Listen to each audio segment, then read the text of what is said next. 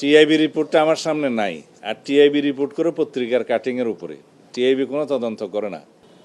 আইনশৃঙ্খলা বাহিনী, পুলিশ বাহিনীর ভাবমূর্তি নিয়ে আপনি কথা বলেছেন।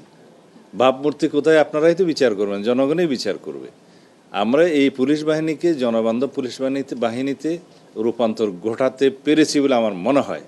তাদেরকে নৈতিকভাবে আমাদের উৎসাহিত করা দরকার, এবং তারা যাতে সামনে জনপ্রত্যাশা অনুযায়ী, আইন অনুযায়ী আইনের শাসন বাস্তবায়নের জন্য কাজ করে, সেই জন্য তাদেরকে উৎসাহিত করা দরকার।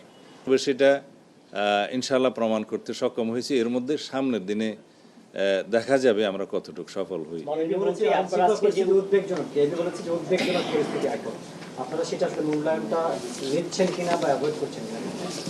উদ্বেগজনক কিনা এই পরিস্থিতি তো বললাম, আপনারাই বলেন।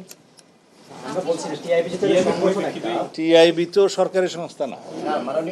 আপনারা পরিসংখ্যানটা নেবেন পুলিশ বিভাগ থেকে, স্বরাষ্ট্র মন্ত্রণালয় থেকে, প্রকৃত চিত্রটা। তারপরে আপনারাই জাজ করবেন, জনগণ জাজ করবে। আপনারা স্বরাষ্ট্রমন্ত্রী তো বলছে, আমাকে শেষ করতে দিবেন তো। টিআইবি রিপোর্টটা আমার সামনে নাই, আর টিআইবি রিপোর্ট করে পত্রিকার কাটিংয়ের উপরে। টিআইবি কোনো তদন্ত করে না। টিআইবি প্রকৃত ঘটনা জাজ করে তারপরে কোনো স্টেটমেন্ট দেয় না। আমাদের সামনে যেটা আছে সেটা হলো পুলিশের অপরাধ চিত্র, এবং সেই অপরাধ চিত্রটা জেলা থেকে আমরা কালেকশন করি। এটা আমাদের রুটিন ওয়ার্ক, এবং সেটা প্রকৃত তথ্য।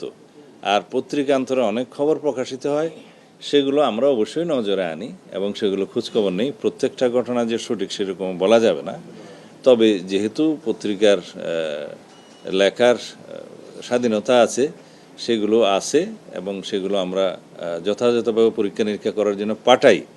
আমি সমস্ত পত্রিকার কাটিংগুলো সকালে না দেখতে পারলেও দেখি, সারা দিনের মধ্যে দেখে আমি কনসার্ন ডিপার্টমেন্টের কাছে পাঠাই যে এই বিষয়ে আপনারা এক্সামাইন করে আমাকে মতামত দেন, প্রকৃত ঘটনা কি।